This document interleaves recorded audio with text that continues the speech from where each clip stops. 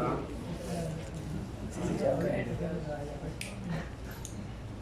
Seis. No hay nada, ok.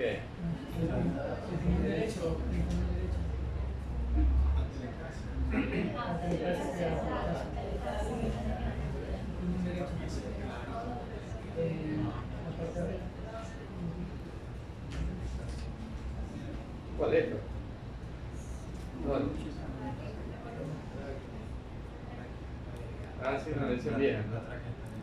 Sí, lesiones son lesiones crónicas, ¿no? Pareciera un patrón reticular, ¿verdad? Paciente mío no tan añoso, 60 años. Sí, la TC mostraba un patrón reticular. Había bronquiectasia, por aquí había una telectasia cicatricial. Sí, había reticulación. A ver,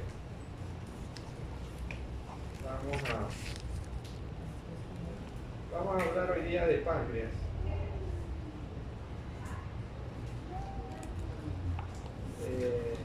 ¿Cuál es la patología más frecuente de páncreas? La pancreatitis, ¿no? Eso vamos a reconocer, eso sí se ve bastante.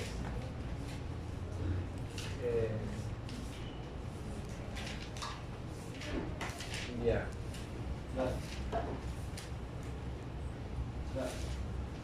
Ok. Ya, básicamente, ¿qué métodos o qué herramientas de diagnóstico tenemos para páncreas?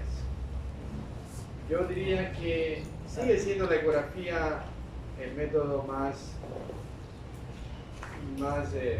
pedido por los médicos, pero a veces la ecografía no es tan contundente para ver el páncreas, ya que el páncreas es un órgano retroperitoneal, por delante está el estómago, entonces cuando hay mucho gas dificulta ver. Cuando un paciente es muy añoso es complicado ver el páncreas con ecografía. Entonces el siguiente método de diagnóstico es la tomografía, definitivamente. Para estudiar el páncreas es la TC. Si ustedes tienen un paciente, le llegan un paciente a su emergencia con sospecha de pancreatitis, es verdad que debes empezar con ecografía, sobre todo para estudiar la vesícula, vías biliares, y ya para comprobar si tiene o no pancreatitis es la tomografía. Es el estudio más completo. La resonancia magnética, si bien es cierto que es un estudio complementario, pero yo creo que a mi forma de ver, la TC resuelve toda la patología del páncreas. Quizá la resonancia está indicado cuando quieras estudiar exclusivamente vías biliares, ¿no? Con esta secuencia que se llama la colangioresonancia. Colangioresonancia. Ahí sí. Pero de ahí es la TC el estudio más práctico para estudiar páncreas. Nos queda por ahí el CEPRE, que está incluido en el estudio del páncreas, pero realmente esto lo hacen los gastroenterólogos, ¿no? Con ayuda de imágenes, claro. Un poquito del páncreas, esto lo van a leer tranquilamente. La anatomía pancreática. Y es así como se ve al páncreas. Aquí tienes TC, tienes resonancia, con secuencia. ¿Qué secuencia sería esta? ¿Ah? Fiesta, ¿no? Sí, porque no hay señal grasa, está suprimida y hay líquido. Y esta es una ecografía modo B y esta sería la ecografía con Doppler, ¿no? Esto corresponde al páncreas. Al páncreas se lo ve mejor en el plano axial, cuando hacemos plano axial, lo cogemos en casi toda su longitud. Comenzando por la cabeza, parte de la cabeza, el cuerpo, la cola. Lo mismo acá en resonancia también. Es importante tener presente los planos de clivaje peripancreático, es decir, la grasa peripancreática, la separación entre el páncreas y el riñón por la grasa, otra vez retroperitoneal, Acá lo mismo, vemos ecografía. El páncreas puede tener una ecogenicidad muy variable, ¿no? De acuerdo a la edad. Recuerden que el páncreas con la edad involuciona y es reemplazado por grasa, tejido graso. Y eso en la ecografía te va a dar un patrón diferente. Sin ser patológico, es normal, ¿no? Son páncreas seniles. En todo caso, así se ve un páncreas en un paciente joven. Siempre la esplénica por detrás del páncreas, la vena esplénica.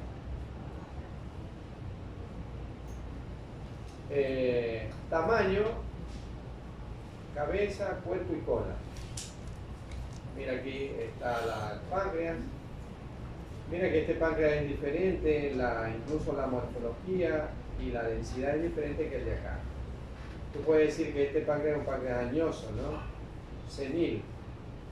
Está un poco atrófico, como de aspecto micronodular, ¿no? Páncreas normal. Porque no tiene calcificaciones ni dilatación del hueso, para pensar en una pancreatitis crónica. Los planos de clivaje otra vez, mira, peripancreático, grasa peripancreática, normal. Cuando uno tiene pancreatitis, tienes que fijarte muy bien la grasa peripancreática. Ya vamos a ver los casos. Ya. Pancreatitis aguda. Las causas más frecuentes de pancreatitis aguda son los cálculos, ¿no? Los cálculos biliares. Cálculos biliares, el trauma, puede ser a veces medicamentosa, hay otros trastornos, ¿no? Etcétera. Pero esta es la mayoría de las causas. A tal punto que en pacientes con pancreatitis tienes que investigar, ahí sí, pedir ecografía para ver vesícula, pedir colangioresonancia para ver si no hay un cálculo en colédoco, etcétera, etcétera, ¿no? Siempre hay que investigar cálculos en la vesícula. Y en pacientes que han sido operados, por ejemplo, de vesícula, hacen pancreatitis, igual tienes que investigar cálculos en las vías biliares porque pueden haber cálculos residuales. Ya, y ahí están las causas más frecuentes de pancreatitis. Todas tienen cálculos, todas las vesículas tienen cálculos. Incluso aquí hay un cálculo en el colédoco. Mira aquí, por ejemplo, esta vesícula. Esta sería una vesícula crónica, ¿no? Está produciendo una gran sombra acústica. No hay bilis. Mira, acá tenemos bilis en la vesícula, acá no hay bilis. Y está llena de cálculos. Una vesícula crónica con cálculos. Acá una colangioresonancia. Tiene cálculo en la vesícula. Todos los cálculos en colangioresonancia se ven con señal de vacía, ¿no? Vacío, hipointenso. Miren, colédoco dilatado y aquí hay un cálculo. Por tomografía, una vesícula con cálculos de calcio. Acá otra vesícula por ecografía, mira los cálculos. Acá más cálculos. Acá una vesícula con un cálculo enclavado en el bacinete, con pared gruesa, etc. Entonces, colecititis crónica, coleocolitiasis con colelitiasis, colecistopatía calculosa, colelitiasis, y esta sí sería una colecistitis calculosa, ¿no? Porque mira la pared entre esta pared y la de acá. Esta es aguda, ¿no? Colecistitis. Esta es simplemente una colelitiasis, ¿no? Cálculo sin cambios inflamatorios de la pared. Está fina la pared. Ya.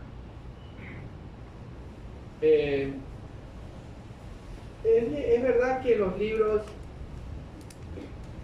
describen signos radiológicos en la pancreatitis, pero son muy inespecíficos, no son contundentes. Por ejemplo, signos de hilio. Un hilio te puede dar, o sea, niveles hidroaéreos te puede dar cualquier otra cosa, no solamente pancreatitis, entonces no son específicos, ¿no? Pero bueno, los libros describen, ¿no? Por ejemplo, y aquí esta placa muestra que hay niveles hidroaéreos, efectivamente, pero pero tú no puedes afirmar con esta placa que tiene el paciente una pancreatitis. Pero bueno, la pancreatitis te puede dar ilios, sí. Los niveles hidroaéreos, ¿no? Siempre la posición de pie para ver niveles hidroaéreos. Ya, es la tomografía la que te da el diagnóstico, como te había comentado. Entonces, ¿qué tenemos como signos? Hay pocos, mira, hay 6. Directos e indirectos. Lógicamente el tamaño del páncreas aumenta, ¿no? Va a estar con diámetros aumentados. La densidad también se altera. Y hay borramiento de los bordes y cambios de inflamación. Bueno, acá está, ¿no? Directo, borramiento de los bordes por la inflamación. Va a haber cambios de la densidad de la grasa peripancreática, engrosamiento de las fascias pararenales, y pueden haber acumulaciones de líquido de acuerdo a la severidad de la pancreatitis. Generalmente las pancreatitis necrotizantes te dan mucho líquido, derrames pleurales, ¿no es cierto? Complicaciones de las pancreatitis agudas, de las pancreatitis agudas, ¿no? Ahí tiene. Las hemorragias, la necrosis, el acceso, pseudoquistis. Ya, esta clasificación nosotros utilizábamos muy frecuentemente cuando describíamos una pancreatitis aguda, pero después aparece esta clasificación, año 2000 me parece, ¿no? Que se llaman los criterios de Atlanta. Y esta es los nuevos conceptos que hacemos referencia cuando se describe una pancreatitis. Y básicamente esta clasificación la dividen al páncreas, o sea, en la enfermedad inflamatoria, cuando es una pancreatitis edematosa intersticial simple, que tiene buen pronóstico. Hay otra clasificación que es cuando hay necrosis pancreática con colecciones, o sea, una pancreatitis necrotizante con líquidos, colecciones. Hay otra que la clasifican en una pancreatitis necrotizante infectada, ¿verdad?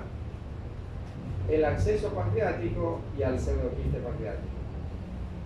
Entonces, el cirujano siempre pregunta cuando tiene una pancreatitis, o el médico clínico, ¿no? ¿Tiene o no tiene necrosis? Eso es importante. Porque no es lo mismo tratar una pancreatitis edematosa intersticial de una necrotizante. Esta tiene un pronóstico, puede complicarse el paciente, ¿no? Con una necrotizante. Peor cuando esa necrosis se ha infectado. Y aquí tenemos algunos datos para saber si está infectada, ¿no? Por imagen. Por ejemplo, ¿cuál?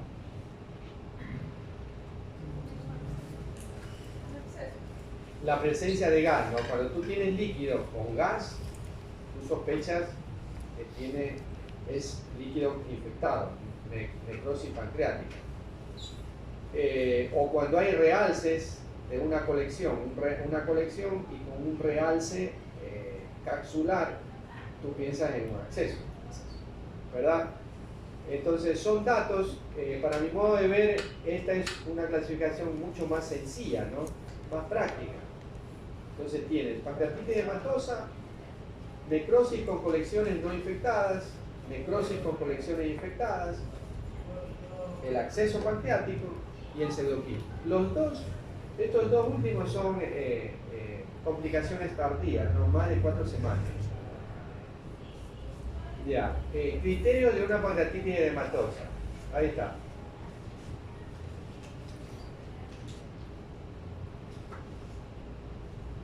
¿Ya?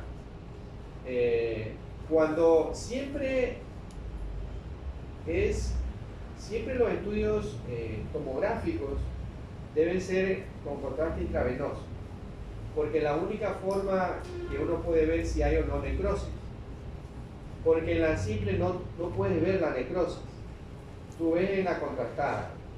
El páncreas normal, sano, va a tener un realce homogéneo del parénquima. En cambio que la zona de necrosis se va a quedar como un área hipodensa, sin realce, ¿verdad? Esto significa colecciones líquidas pleurales abdominales. Generalmente la pancreatitis hematosa superficial no es lo común encontrar en colecciones, ¿no? Poco habitual, no frecuente. Entonces, veamos unas imágenes de pancreatitis edematosa. Mira este páncreas. Es una tomografía simple. Hay un aumento de tamaño del páncreas, un sutil cambio inflamatorio de la grasa peripancreática. Aparentemente no hay zona de necrosis, a pesar que es simple la tomografía. Mire este de acá. Tomografía contrastada. El páncreas. El mismo paciente, un corte más inferior. El parénquima es homogéneo, ¿no? No hay áreas hipodensas. Mira la grasa peripancreática cómo está. Hay cambios inflamatorios de la grasa peripancreática. Entonces, esto es uno de lo que se fija mucho, ¿no? En la grasa. Siempre las pancreatitis cursan con alteración de la grasa. ¿Ya? Entonces, estos pacientes tienen una pancreatitis edematosa. Miren este otro paciente. La tomografía simple, el páncreas aumentado de tamaño, con un cambio inflamatorio de la grasa peripancreática. La tomografía contrastada, igual, el parénquima pancreático es homogéneo, no hay áreas de necrosis. Esta sería la mesentérica superior, ¿no? La arteria, la aorta. Entonces, pancreatitis edematosas. En este caso, ¿qué nomás hay? ¿Ah? Ya, edema pancreático, ¿no? Edema pancreático, el cambio inflamatorio de la grasa peripancreática. ¿Qué más hay acá? Derrames pleurales posteriores bilaterales. Y acá, unos calculitos en la vesícula, ¿no? Unos cálculos en la vesícula. Ahí el colédoco tiene un segmento intrapancreático, ¿no? Cuando lo cruza a la cabeza pancreática para llegar al duodeno. Sí, esto corresponde, esto que estoy señalando probablemente corresponda al colédoco.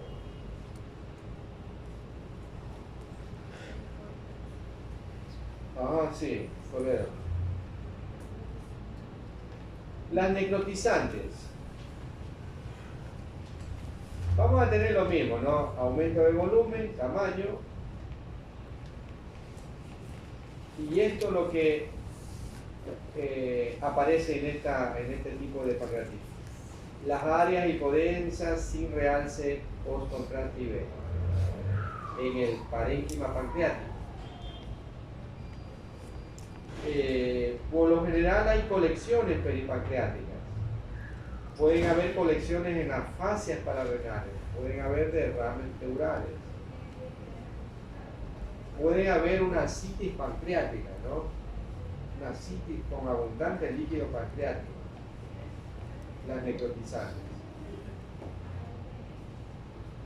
Y ese sería el ejemplo, mira. Entonces tú tienes un páncreas aumentado de tamaño, con un área hipodensa, incluso pareciera como una colección en el parénquima, en el parénquima pancreático, cuerpo y cola. Hay colecciones acá, mira, fascias pararrenales. Entonces este paciente tiene una necrosis pancreática, se podría decir, más del 50%, ¿no? Mal pronóstico. Entonces, esto tiene que ser diagnosticado con contraste intravenoso. Miren este otro paciente. ¿Dónde tiene las zonas de necrosis? Tiene la cabeza, ¿no? Tiene la cabeza y tiene por acá entre el cuerpo y la cola, correcto. Y aquí está haciendo como una colección, ¿no? O una colección encapsulada. O podría corresponder también una necrosis de la grasa peripancreática. Pero más parece como una colección que se está haciendo aquí. Entonces, mira, la colección, las áreas de necrosis. Entonces tú lo reportas así, o sea, pancreatitis aguda con áreas de necrosis, incluso lo mides de tanto por tanto en el plano axial, localizada en la cabeza, y otra a nivel del cuerpo cola, que también mide aproximadamente tanto por tanto. ¿Ya? Entonces tienes que escribir adecuadamente.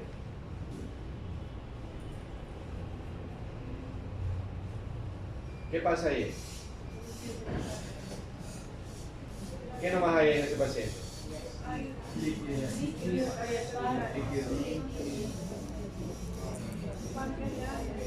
Ya, perfecto, ¿no? Líquido pancreático, perdón, líquido perihepático, páncreas aumentado de tamaño, con cambio inflamatorio de la grasa peripancreática, y en la contrastada se ven estas zonas hipodensas más hacia la cola, ¿no? Entonces hay una zona de necrosis en la cola pancreática. Mira, el mismo paciente, todas las tres imágenes son del mismo paciente. Hay más colecciones, mira, alrededor del riñón, acá. Hay líquido en el Morrison, y lógicamente lo mismo que vemos acá, peripancreático. Y seguramente en los cortes inferiores debe verse líquido también hacia abajo a la pelvis. ¿Ya? Pancreatitis necrotizante.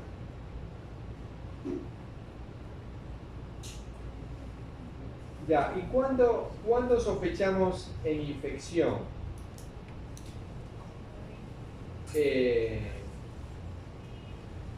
Cuando vemos este tipo de imágenes.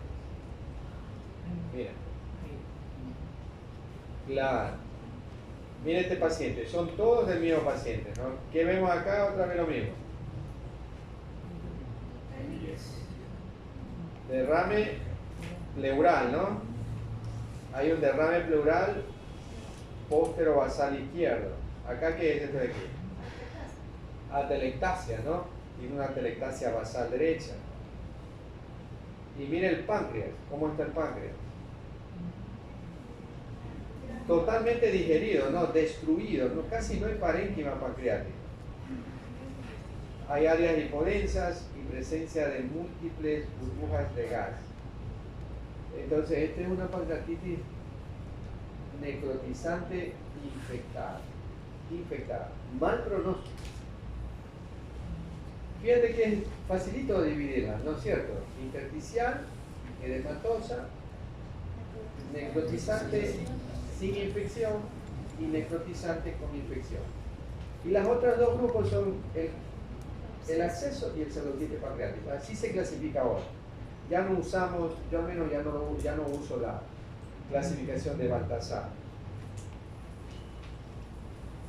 En estos casos la conducta terapéutica es muy diferente, ¿no? Operar a este tipo de pacientes, la verdad que es someterlos a un gran riesgo quirúrgico, porque está todo digerido y esto cuando aspiras se te va todo por ahí, lo poquito de parénquima conservado se te va a la aspiración. Es como una gelatina. Entonces, ¿qué es lo que se hace? Meter catéteres lo que más puedas y drenarlos. Incluso puede hacer lavados, meter líquido, solución salina y aspirar, meter líquido y aspirar. Y de esa forma el paciente se lo puede ayudar en su tratamiento. Bueno, las colecciones líquidas, en este caso hay colecciones peripancreáticas, y aparentemente, mira, no hay necrosis, pero hay líquido no infectado. Ahora, claro, cuando tú tienes un paciente, a pesar que la imagen te dice que no hay infección, pero tú tienes un paciente con un estado crítico, séptico, con leucocitosis, etc., ¿qué le hace a este paciente para ver si eso está infectado? Con una aguja, ¿no? Con una aguja fina, tú te metes y aspiras y vas a hacer los estudios correspondientes. Si hay o no hay bacterias, ¿no? Dependiendo del estado de evolución del paciente. Diagnóstico. Fíjense que todas las pancreatitis son igualitas, ¿no? Son muy parecidas a este otro paciente, mira, con un derrame pleural basal izquierdo, atelectasia laminar, líquido perihepático, la zona hipodensa en la cola pancreática, necrosis, líquido en las gotitas parietocónicas, ¿eh? Entonces, pancreatitis necrotizante con colección, no infectada. Ya. El acceso pancreático, como todo acceso, se parece, ¿no? Igualito que el acceso hepático. Va a tener una cápsula, la cápsula va a realzar con el contraste y a veces puede tener aire en su interior. Mira, aquí hay unas colecciones accedadas, ¿no? Acá hay otra colección accedada, mira. Esta es la simple, la contrastada. Mira la colección, otra colección accedada. Entonces uno, bueno, dice, eso es acceso, ¿no? Colección infectada, acceso pancreático. Miren este otro de acá. Este se ve un poco más organizado, con una cápsula, gas. Entonces, ¿en qué sospechas? Acceso pancreático. Aquí los tumores, recuerden que a veces los tumores se pueden acceder, ¿no? Se pueden infectar, necrosar y se accedan. Pero es raro los tumores que se accedan en el páncreas, ¿no? No está descrito, no leído. Así que toda colección con gas siempre pensar en acceso. ¿Qué le parece ese paciente? Son dos casos diferentes, me parece.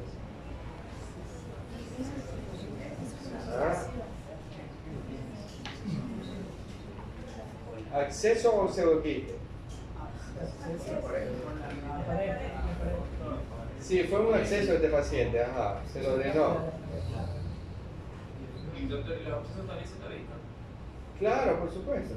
No pueden estar tabicados, ¿no? Ahí se los hace lavados y se destruye el tabique. Entonces, acceso pancreático. En este caso no había aire.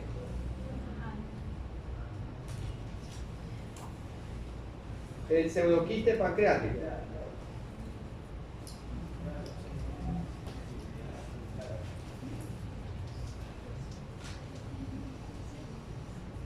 ¿Acceso o pseudoquiste? Este parece acceso. ¿Ah?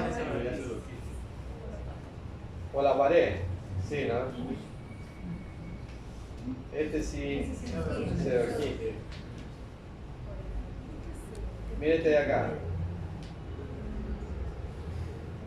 Esta fue la ecografía que mostró una colección líquida encapsulada con poco parénquima, y esta es la TC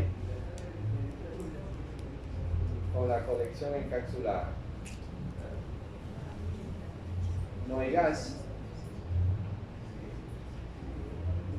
Bueno, pseudoquiste pancreático.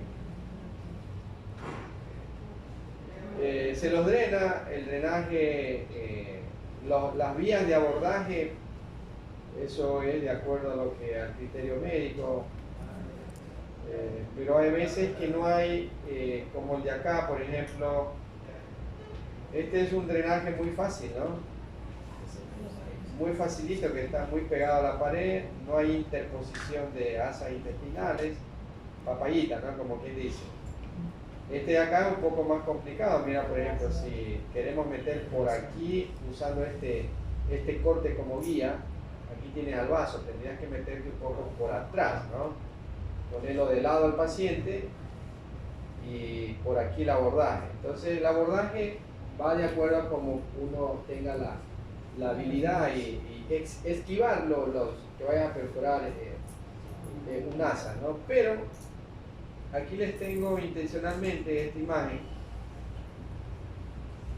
que lo hice con mucho temor, era mi primer caso que lo hacía de esta forma, ¿no? Porque cuando uno va a las conferencias, la gente que más sabe, dicen que no le tengas miedo de perforar al estómago, no hay problema, perfóralo al estómago, que no pasa nada.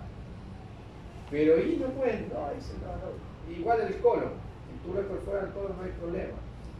Pero el colon un poco más da más miedo, ¿no? Porque hay materia fecal y todo eso, ¿no? Pero el estómago no. Entonces en este caso nosotros atravesamos aquí al estómago, lo perforamos, punzamos, perforamos y llegamos a la colección.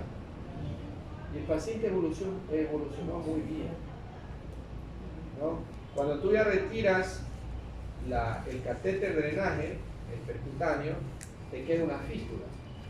Y esa fístula se va cerrando después como cualquier otra fístula, ¿no? Se cierra. Entonces ahora ya no le tenemos miedo en perforar el estómago. Pero claro, tratamos de evitarlo, ¿no? Tratamos de evitarlo lo que más se puede. Ya, sí. ¿Y el ácido clorhídrico no se saldría? Sí, la misma pregunta se le hace a los médicos. No pasa nada, te dicen. No tengas miedo. Está con sonda nasogástrica, este paciente está con sonda nasogástrica, está en ayunos prolongados, 15 días, 20 días que no comen. Entonces, no tienen nada ahí, ¿no? Están con inhibidores de bomba de protones, entonces no hay problema. Sí. Recuerda que yo me acuerdo que ya murió el doctor Julio Vargas Pasos de la Clínica Panamericana, Manavita, de Chole también, los Vargas Pasos. Antes las arteriografías cerebrales, porque no había, cuando se diagnosticaban aneurismas, ¿qué teníamos para diagnosticar aneurismas? Lo único que había hace 20 años era la angiografía, la arteriografía. ¿Y sabes cómo lo hacía el doctor Vargas? Metía una aguja de fierro así de este tuco de aguja aquí en la carótida. ¡Tac! Era tan hábil para punzar de un lado y cogía del otro lado. ¡Tac! Ahí lo tenía pobre paciente. El paciente que colaboraba, bueno, se lo amarraba, me acuerdo yo que era un filo, se lo amarraba en la cabeza bien pegado a la mesa de rayo X, y el paciente que no colaboraba pues con anestesia, ¿no? Sedado. Y a través de las agujas metías el contraste, manualmente, y hacían las arteriografías. Y tú retirabas después la tuco de aguja número 14, 12, creo que. Ahí, hemostasia, como el Papa.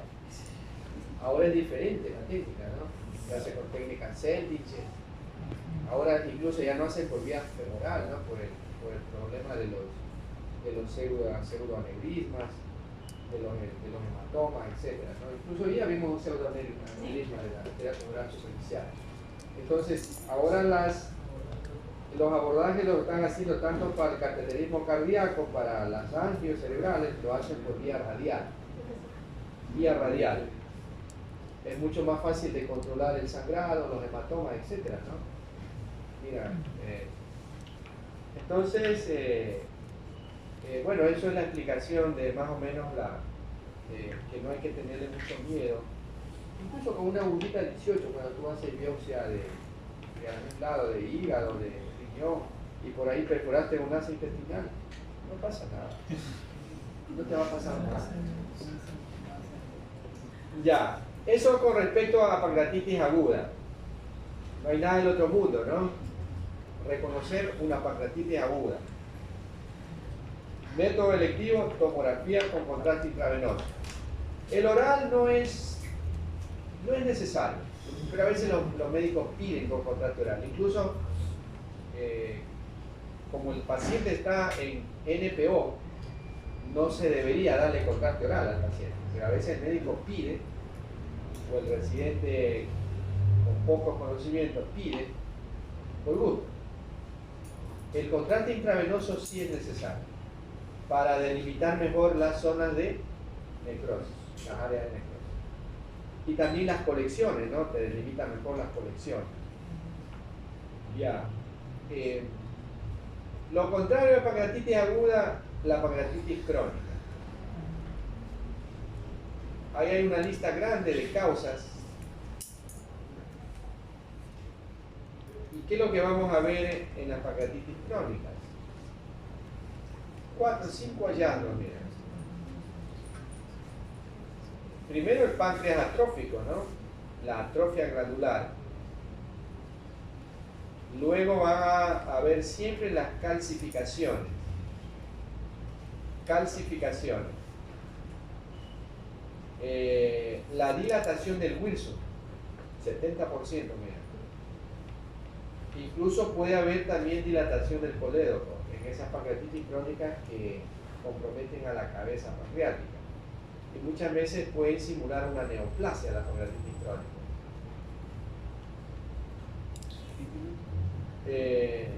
Y eso es lo que vemos en la TC. Miren estos casos. Aquí, por ejemplo, le han dado contraste oral. Y esto correspondería al páncreas, ¿no es cierto? Mira las calcificaciones intraductales, mira la dilatación del Wilson, mira el parénquima pancreático atrófico, mucho más calcificaciones en el cuerpo y en la cola,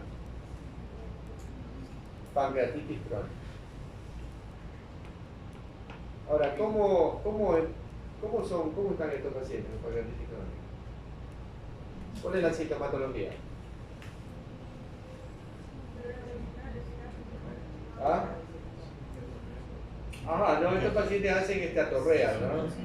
Sí, pueden tener dolor abdominal, mala digestión, síndrome dispéptico. Y la esteatorrea y pierden peso estos pacientes, ¿no? Pierden peso, son diabéticos. Entonces, si un paciente te hizo una pancreatitis y después comienza a hacer ese tipo de trastornos, entonces hay que pensar, ¿no? En pancreatitis crónica. Déjame ver otro caso. Mira, otro paciente. Por ejemplo, este paciente tiene las calcificaciones mucho más a nivel de la cabeza pancreática, ¿no? Mire, la cabeza pancreática está aumentada de tamaño, como lobular, y ha producido una dilatación del Wilson. ¿Ya? Este tipo de pancreatitis te pueden dilatar al colédoco. Simulan un adenocarcinoma. Pero ¿cuál es la diferencia entre un adenocarcinoma y la pancreatitis crónica, focal? Es la calcificación. El adenocarcinoma, casi la literatura dice que nunca se calcifica, pero la pancreatitis crónica sí. Tú le sacas por él. Aunque tengas una cabeza pancreática muy irregular, muy heterogénea, pero tiene calcificaciones, pensar primero en pancreatitis crónica. Mire este otro paciente. En este caso, el estómago está lleno de restos alimenticios y el páncreas, casi todo su trayecto tiene calcificaciones, no hay casi nada de parénquima pancreática. Pancreatitis crónica. Ya, tumores pancreáticos. No es tan común los tumores pancreáticos, ¿no?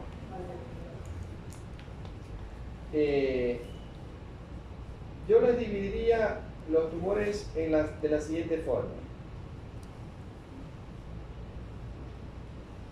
El tumor pancreático que afecta a la cabeza del páncreas, que es el adenocarcinoma, afecta casi el 70% a la cabeza del páncreas. Se localiza en la cabeza del páncreas.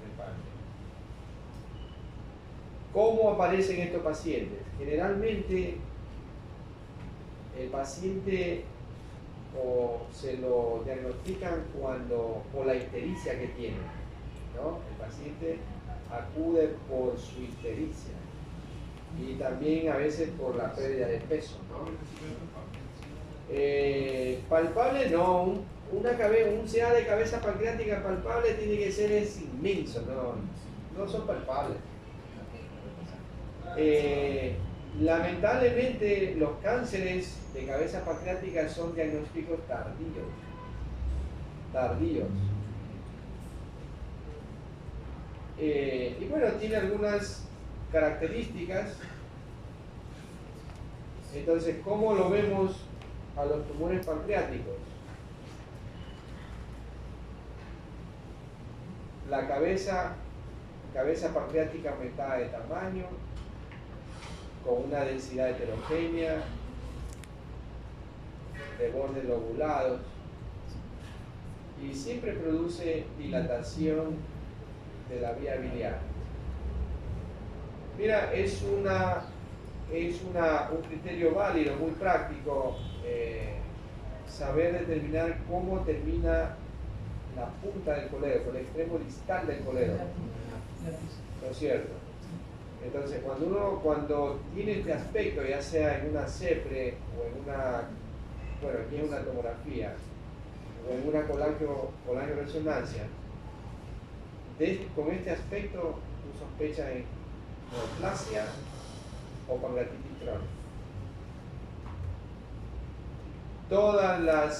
Todos los tumores de cabeza pancreática van a tener un patrón casi característico, muy parecido. Mire este otro paciente. Neoplasia de cabeza pancreática, dilatación del coledo. Ahora, por ahí hay unos criterios. ¿Cuándo es un tumor resecable o no resecable? ¿Cuáles son los criterios? Claro, hay que tener presente mucho a los vasos mesentéricos, ¿no? A los vasos mesentéricos, los ganglios retroperitoneales o paraorto cava. Entonces, por ejemplo, aquí tienes la arteria mesentérica superior, la vena mesentérica superior, aorta y vena cava. Aquí aparentemente, al menos en este corte, no se ve que el tumor infiltra a los vasos mesentéricos. No se ve aquí ganglios paraorto cava, aparentemente. Entonces, en teoría, este paciente podría ser sometido a una resección quirúrgica. ¿Cuál es la técnica que hacen aquí? Whipple, ¿no? Esa técnica de Whipple.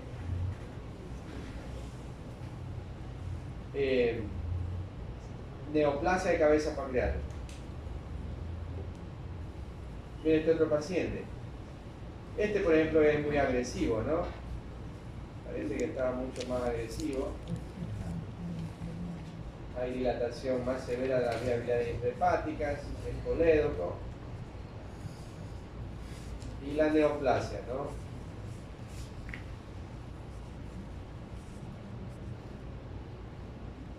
Cuando un paciente ya no es irresecable y bueno, y a este paciente realmente esto no le molesta. Sí es verdad que está flaco, ha perdido peso, pero está muy amarillo, ¿no? Muy histérico, y a él le molesta es la ictericia, por el prurito, ¿no? Por la picazón que tiene el paciente. Entonces ahí, ¿qué le haría a ese paciente? Tiene dos opciones. Una, ¿Ah? Ponerle un catéter, un percutáneo, una vía biliar, vía transhepática, sí, ya. Y le hacemos un drenaje extrahepático, ¿no? La bilis viene a través del tren, del catéter a una bolsita, se quedó ahí. ¿Y la otra? Claro, la otra es ponerle un stent, ¿no? Un stent aquí, eso es más indicativo.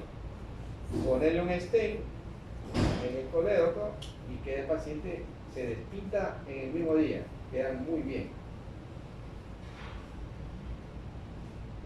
Eso pueden hacer. ¿Quién les gusta gastroenterología? Nadie.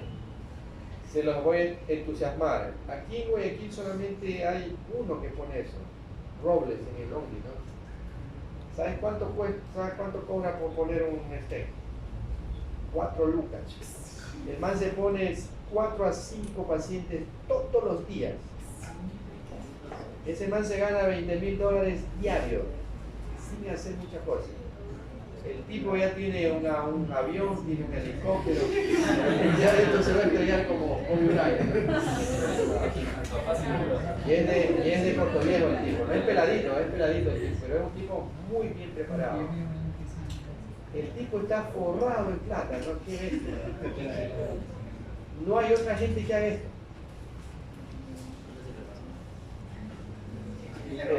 No sé dónde estuvo él, no sé dónde estuvo. Está bien preparado, sí, claro que sí, pero no hay. Todo el mundo va donde Robles. El hospital, la policía manda al Robles. El seguro social va donde Robles. El Ministerio de Salud Pública donde Robles. Lo privado donde Robles. Incluso Robles dice al seguro, si no me pagas en un mes, no te hago ni un paciente más. Y como no hay dónde más, porque es un problema. Entonces el tipo es... y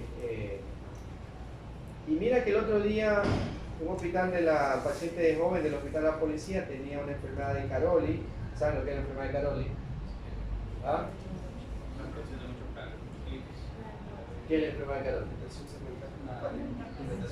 Claro, son dilataciones de los conductos biliares, ¿no? De las vías biliares, y ahí se forman cálculos con mayor frecuencia, sí. Entonces el tipo le puso un stent y le pulverizó los cálculos en las vías biliares. Tenía unos cálculos por acá en el hepático izquierdo, en el hepático derecho. Lo drenó los cálculos. Un trabajo muy bueno, ¿eh? Que los cirujanos acá no sabían qué hacer con ese pobre hombre, no. Abrirle por acá, pensaba Barberán, cortarle, abrirle por acá, espirales. Y el tipo le hizo un trabajo excelentemente bueno. Sí, le hizo claro en 2 o 3 sesiones, ¿no? Para pulverizar los cálculos. Paciente joven con una enfermedad de Caroli. Entonces estos pacientes tienen, para que vivan tranquilos el resto de sus vidas, ponerle un stent, ¿no? Un stent. Hay stent metálicos y hay stent de plástico, algo así, de un material, pero hay metálicos. No entiendo, no estoy muy al tanto de lo que es. ¿Cuál es la ventaja y desventaja de los metálicos? Mira, este otro paciente, resultó ser un ampuloma. Ampuloma, mira el colédoco. Esto sería la cabeza pancreática, pero sin embargo sigue dilatado el colédoco porque la obstrucción está mucho más abajo que la cabeza pancreática, ¿no? Esa es una clave para diagnosticar ampuloma, para sospechar en ampuloma.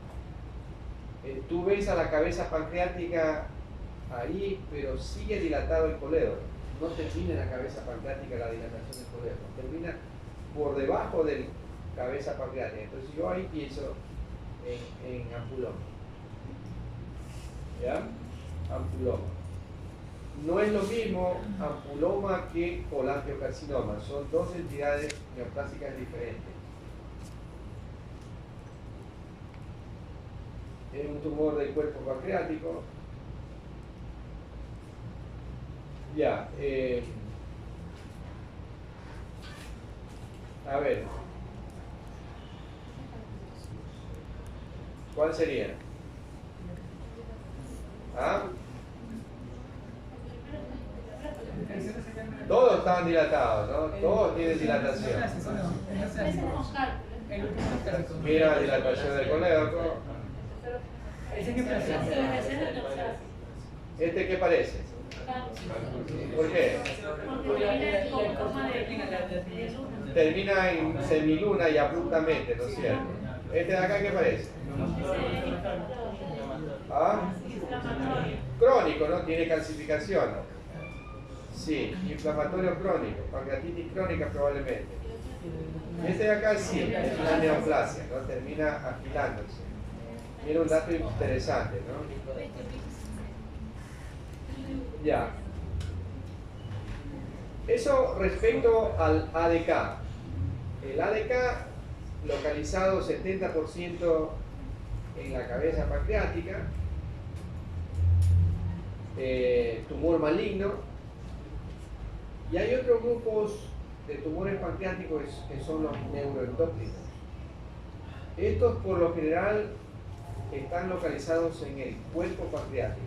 Son pequeños, son tumores pequeños, muy vascularizados, y que de acuerdo a su origen celular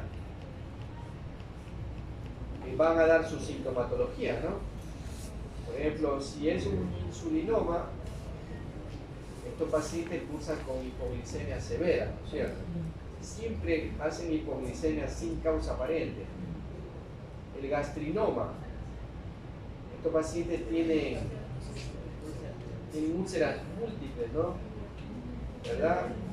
¿Qué más? En sangre, ¿qué más vamos a encontrar? Algo especial que encontramos en sangre de estos pacientes. ¿Ah?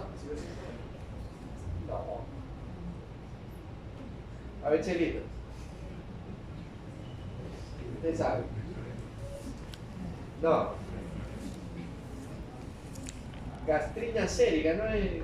Gastrina sérica, no. Elevada. No recuerdo bien. Bueno, ahí son estos, mira, son poquitos, no es muy tan frecuente. Este es el más frecuente de los tumores neuroendocrinos. Por ahí algunos de estos se pueden malignizar, sí, pero generalmente son benignos. ¿Ya? Ahí está, mira la característica. Son tumores pequeños, muy vascularizados.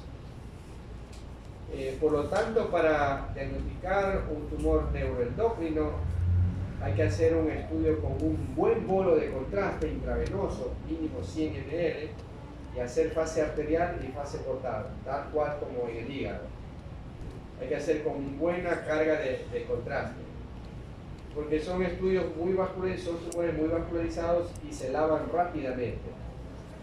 Mira, aquí apenas podemos ver un tumor. Esta paciente era es mamá de una colega, y el doctor que envió estuvo tan seguro que ese paciente iba a tener un insulinoma. Palabras textuales del doctor me acuerdo, ¿no? Me dijo: Flavio, quiero que me busques un insulinoma, porque esta señora debe de tener un insulinoma, búscame un insulinoma. Bueno, no me inventé, pero parece que ahí está el tumor, ¿no? Ahí se lo mandé, ahí tiene un tumor, doctor. Sí, tiene un tumor. ¿Ya? Acá, mira, lesiones pequeñas, vascularizadas, tumores pequeños, más la clínica, ¿no? La clínica te orienta mucho. ¿Ya? Entonces, probable insulinoma. Ya. Y hay otro grupo de tumores que son los de aspecto quísticos. Generalmente estos afectan a la cola pancreática. La cola pancreática. Por ahí hay uno que es maligno, potencialmente maligno, que es el mucinoso. Este es el más frecuente, el cistoadenoma seroso. ¿Ven? Acá también hay otro potencialmente maligno. Yo recuerdo una anécdota, un doctor que todavía vive, el doctor, el proctólogo, uno de los más grandes proctólogos de aquí de Guayaquil, Bolívar Moreno, está viejito, el que mejor opera recto. A él se le descubrió un tumor pancreático en la cola a la edad de unos, ¿qué habrá sido? 65, 68 años. Bueno, y como el médico sabía el tumor pancreático, cáncer, ¿no? Me voy a morir. Y como el hombre tenía 3 hogares, como los de Canuto, ¿no? Entonces a cada hijo le dejó, toma esto, toma esto, toma esto. En serio, dejó todo esto. Porque yo me voy a morir en 3 meses. Y resulta que cuando le hice la biopsia, en la clínica Guayaquil le hice una biopsia, salió benigno, salió un cistoadenoma seroso. Y operaron y efectivamente también la macroscopía salió un cistoadenoma seroso. Y yo lo molesto al doctor que le digo, doctor, le devolvieron. ¿Qué me van a devolver? ¿Qué me van a devolver, doctor? Dice, estoy jodido, Flavio, estoy todavía trabajando para sobrevivir. Porque me quitaron todo.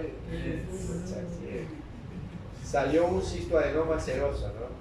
Los tumores quísticos, por lo general son benignos, ¿no? Los quísticos. ¿Ya? Bueno, esta es una mujer de 27 años. Que estas imágenes se le hizo, mira, este tipo, aquí van muy bien las biopsias. Bueno, en este caso tú puedes entrar tranquilamente por vía retroperitoneal, ¿no? No está complicado. Pero hay veces que tienen un tumor acá y entonces es difícil meterte con una aguja vía retroperitoneal o por acá, a pesar que dicen que perforar de acá, pero da mucho recelo, ¿no? Mucho recelo. Para tu mala suerte el paciente se complica, se infecta o pulsan una mesentérica por ahí y el paciente se complicó. Entonces, todas estas lesiones pancreáticas van muy bien las biopsias por vía con ecoendoscopía, ¿no? Con ecoendoscopía. Las biopsias pancreáticas deben hacerse con ecoendoscopía, salvo las de cabeza pancreática, que tú lo haces bastante bien con la CEPRE, ¿no? Con la CEPRE tú puedes llegar a la cabeza pancreática y a la ampolla de Batten. Pero la vía endoscópica, la ecoendoscopía va muy bien para hacer las biopsias del páncreas. Igual, aquí tiene que perforar al estómago. Claro, tiene que perforar la pared del estómago. Ya, entonces este fue un tumor seroso, quístico seroso. Mira este otro tumor, grandote, ¿no? De la cola pancreática. Simula un pseudoquiste, ¿no? Podría ser un pseudoquiste, ¿ah? ¿Sí? Podría ser un pseudoquiste pancreático. Pero ¿cuál es el antecedente del paciente que dé para pensar en pseudoquiste pancreático? Señor, ¿usted tuvo pancreatitis? No, doctor, nunca he tenido pancreatitis. Ah, entonces es un quiste, es un tumor, ¿no? Tumor quístico. Bien redondeado, encapsulado, no hay ganglios retroperitoneales, etc., ¿no? Probablemente benigno, no seroso. Pero así mismo hay tumores, mire este tumor de aspecto quístico, una cola pancreática, pero que te ha dado metástasis, ¿no? Te ha dado metástasis de páncreas. ¿Ok? Ya, y de esa forma, en páncreas no hay mucha patología, tampoco nada difícil para diagnosticar. Recuerden que la tomografía es método electivo, contrastado, intravenoso. Por ahí la resonancia como método complementario algo te puede ayudar, sobre todo cuando un tumor es un poco incierto. De pronto parece quístico, parece sólido, ¿no es cierto? Te va la resonancia. Pero de ahí la tomografía es el método más práctico de elección. ¿Ok? Ya.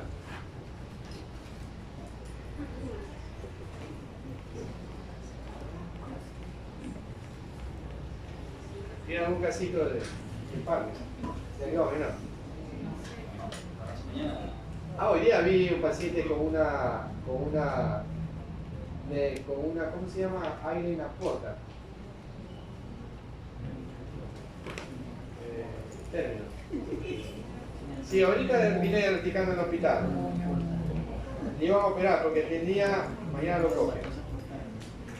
Tenía neumatosis intestinal, un paciente de 70 años. Neumatosis intestinal, tenía aire en la vena porta,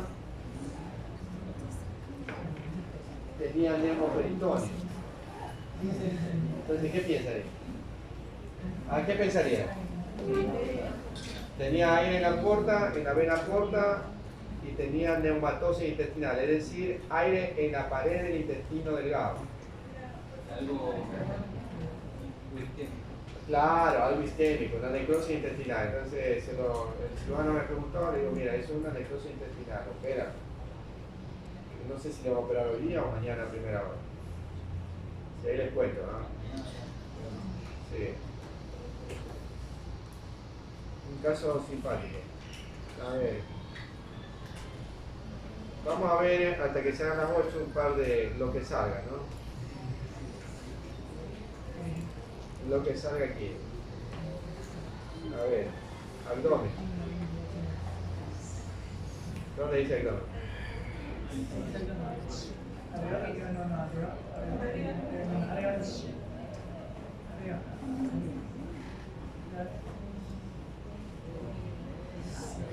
A ver, este está interesante. Vamos a ver.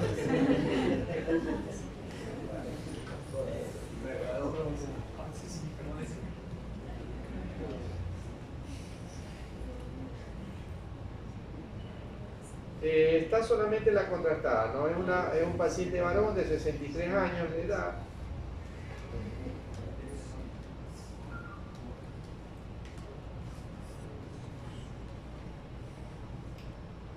Fase contrastada arterial.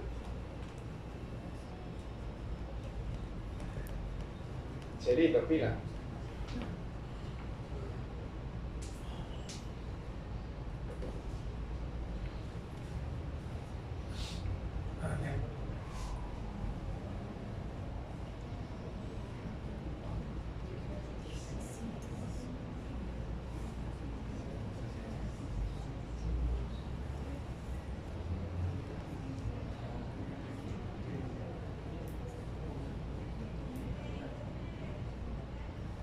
Ya está el diagnóstico Chelito, ¿no es cierto? A ver chicos, ¿qué ven? ¿Qué vieron? ¿Qué nomás hay? Ya hay líquido libre en cavidad, líquido como tabicado, ¿no? ¿Ya? ¿Qué más?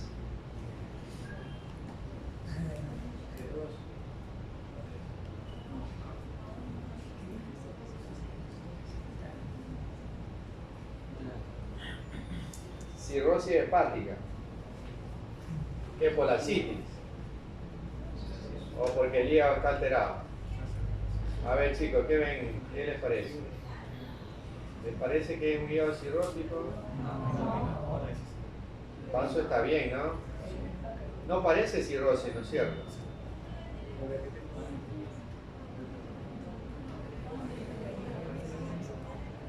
¿Ah? No cirrosis, marchotocirrosis, no es.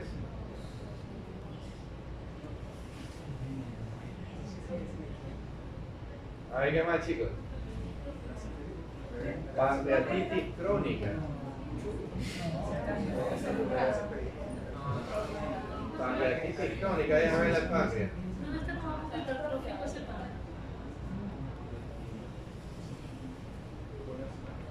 Ahí está el páncreas. Te acabé de decir que el páncreas dañoso, senil, puede tener este aspecto como nodulillar. No hay calcificaciones, ¿por dónde piensa el pancreatitis crónica?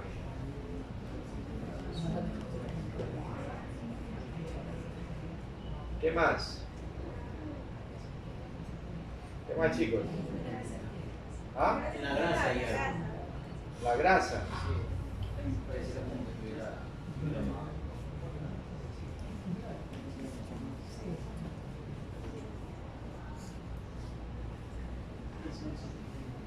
Estos son gasas intestinales con medio contraste.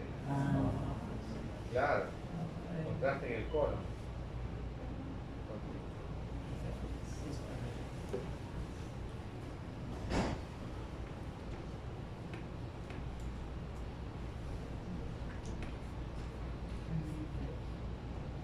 Chelito, ¿qué puede cumplir? ¿Puede comentarnos algo? Sí,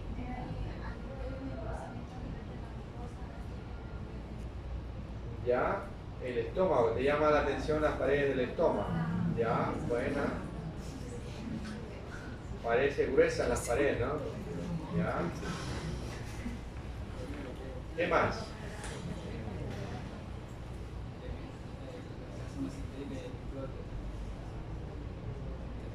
Esa es, ¿no es cierto?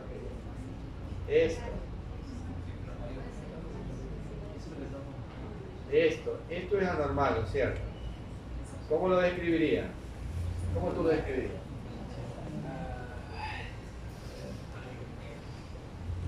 Observa edema, aspecto heterogéneo de la gasa epiflúica adyacente al estómago. Aquí está pelada. Ya, disculpa. Sí, no. Yo lo pondría como un engrosamiento en capa del epiplón y o grasa mesentérica, con aspectos micronodulares. Esto es lo que se llama la carcinosis peritoneal, ¿no? Carcinosis peritoneal. ¿Cómo se llama? Pastel epiploico. Pastel epiploico. Es una carcinosis peritoneal. Probablemente estás viendo esto por un cáncer de estómago, ¿no? Los cánceres que más dan carcinosis peritoneal es estómago y ovario. Colon. Entonces, carcinosis peritoneal. Y ahí tiene la explicación de la citis. Entonces, signos del pastel epiploico. Cáncer. Ya, y el último caso. A ver, ¿dónde está un... Perdón. No, pero este es rayo.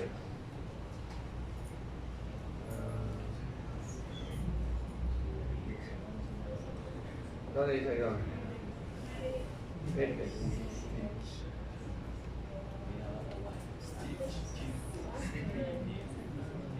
No, este está muy fácil. Otro. Este es simple y contrastado.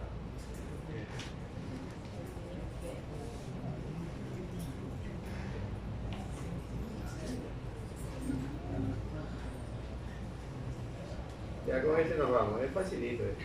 Muy fácil también.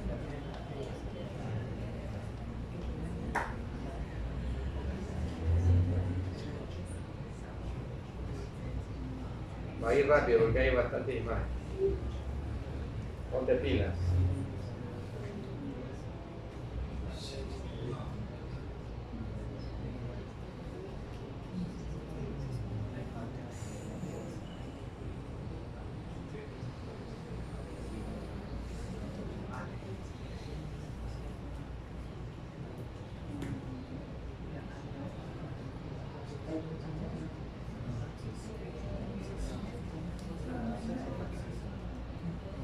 Ya chicos, vamos.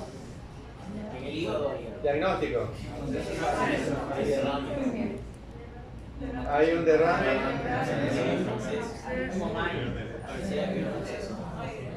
Derrame pleural basal derecho. ¿Ya? ¿Qué más? Derrame pleural con atelectasia, ¿no? Hay tremenda cosa. ¿Qué te parece? Acceso, claro, ¿qué más puede ser? Acceso hepático, ¿no? Con gas. El líquido peripático. Sí.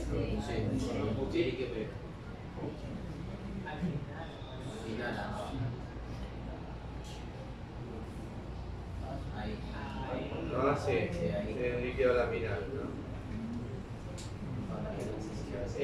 Si te pone, por ejemplo, ese corte ahí, ¿cuál sería el diagnóstico tuyo? No, sí, está bien, está bien. Claro, pero si te pongo densidad de 15, 10 OH,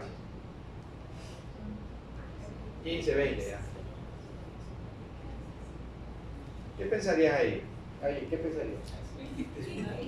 No, porque hay un realce, mira, tiene un realce periférico sutil. Ahí tal cual es esa imagen. ¿Ah? Acceso múltiple, bacteriano, ¿no? Bacteriano. Claro, los bacterianos siempre son múltiples y pequeños. A veces pueden tener gas, pero el acceso bacteriano, este puede ser un acceso bacteriano.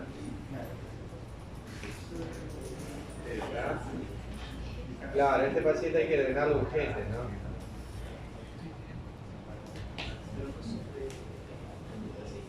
Con un drenaje evoluciona espectacular el paciente.